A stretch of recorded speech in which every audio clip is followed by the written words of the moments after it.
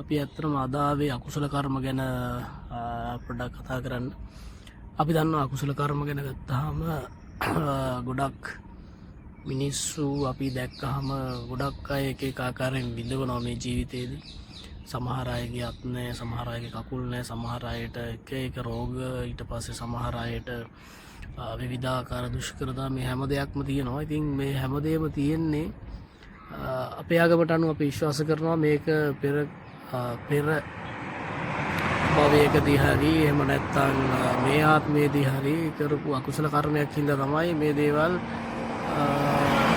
පරිසම් දීලා තියෙන්නේ කියලා.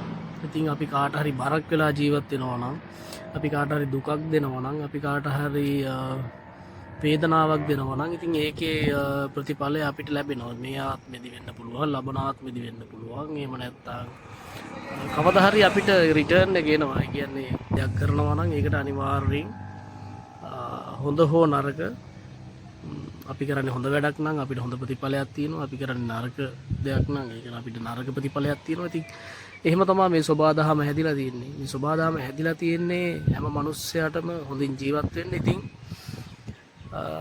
අපි හොඳ දෙයක් කරොත් අපිට හොඳ දෙයක් ලැබෙයි. අපි නරක දෙයක් කරොත් අපිට නරක දෙයක් තමයි ලැබෙන්නේ. ඉතින් මම මේ පෙන්වන්න යන්නේ ඒ වගේ දෙයක්. ඉතින් අපි සතා සීපාවන්, ඊට පස්සේ ගස්කොළ, මේ සියලුම දේත් මං හිතන්නේ අකුසල කර්මයන් වලට භාජනය වෙනවද දන්නේ නැහැ.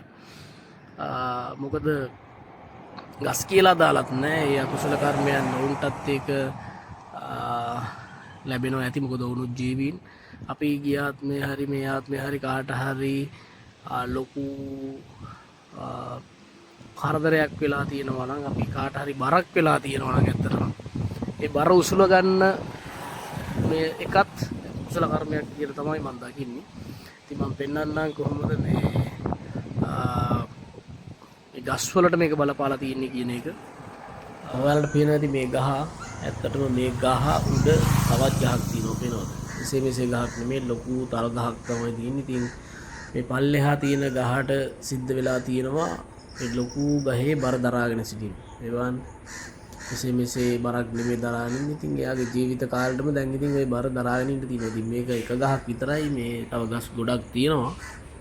ඉතින් මම හිතනවා මේකත් ඉතින් ලොකු අකුසල කර්මයක් තමයි කියලා. ඉතින් ලොකු බරක් දරාගෙන සිටීම ගහකුත් වෙලා ඉතින් අකුසල කර්මයක් තමයි.